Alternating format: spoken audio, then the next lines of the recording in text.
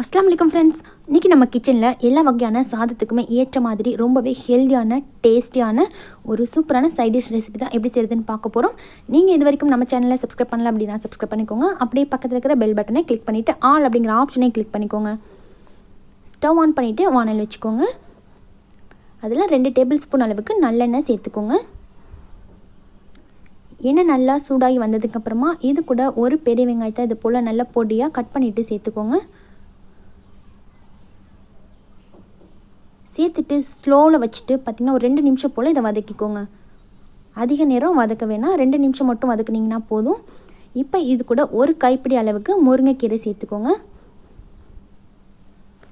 முருங்கைக்கீரையும் சேர்த்துட்டு ஒரு 2 நிமிஷம் மட்டும் வதக்கிக்கோங்க. அதிக நேரம் வதக்க வேணாம்.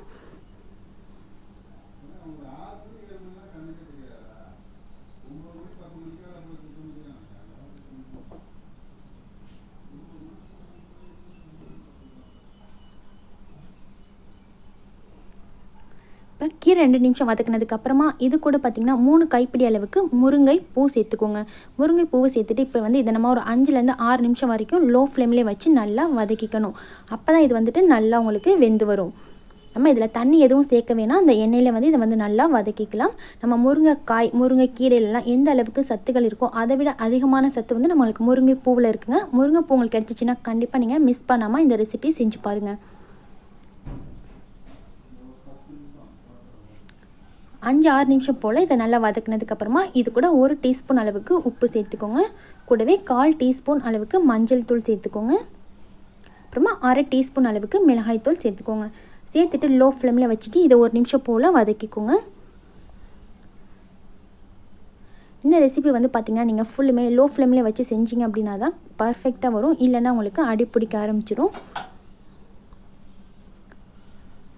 இது போல் நல்லா 1 நிமிஷம் நல்லா வதக்கினதுக்கப்புறமா இந்த வதக்கல் எல்லாத்தையுமே ஓரமாக வச்சுட்டு நடுவில் கொஞ்சம் கேப் விட்டுக்கோங்க. அந்த கேப்பில் 1 டேபிள் ஸ்பூன் அளவுக்கு நல்லெண்ணெய் சேர்த்துக்கோங்க. எண்ணெய் சேர்த்ததுக்கப்புறமா இது கூட 3 முட்டையை ஆட் பண்ணிக்கோங்க. முட்டை ஆட் பண்ணிவிட்டு கூடவே பார்த்திங்கன்னா 1 டீஸ்பூன் அளவுக்கு ஜீரகத்தூள் சேர்த்துக்கோங்க. அப்புறமா இது கூட ஒரு 1/2 டீஸ்பூன் அளவுக்கு மிளகுத்தூள் சேர்த்துக்கோங்க. சேர்த்துட்டு முட்டை கொஞ்சம் வெந்து வந்ததுக்கப்புறமா நல்லா கலந்து விட்டுக்கோங்க. எப்போவுமே ஒரே மாதிரி முட்டையில் ஹாஃப் பாயில் ஆம்லேட் இது மாதிரி செஞ்சு சாப்பிடாதீங்க. இது போலவே ரொம்பவே ஹெல்த்தியான ரெசிபி அடிக்கடி செஞ்சு சாப்பிடுங்க. குழந்தைங்கள்லேருந்து பெரியவங்க வரைக்கும் எல்லாருமே விரும்பி சாப்பிடுவாங்க. ஒரு தடவை செஞ்சீங்க அப்படின்னா திரும்ப திரும்ப நீங்கள் செய்வீங்க. அந்தளவுக்கு ரொம்பவே டேஸ்டியாக இருக்கும், ரொம்பவே ஹெல்த்தியானதாகவும் இருக்கும். இப்போ முட்டை நல்லா வெந்து வந்ததுக்கப்புறமா இது ஸ்டவ் ஆஃப் பண்ணிவிட்டு நீங்கள் சர்வ் பண்ணிக்கலாம். ரொம்ப ஒரு சூப்பரான ஹெல்த்தியான ரெசிபி ரெடி ஆயிடுச்சுங்க. கண்டிப்பாக நீங்களும் இந்த மாதிரி செஞ்சு பாருங்கள். இந்த வீடியோ உங்களுக்கு பிடிச்சிருந்துச்சுன்னா லைக் பண்ணிவிட்டு உங்கள் ஃப்ரெண்ட்ஸ் கூட ஷேர் பண்ணிக்கோங்க. தேங்க்யூ.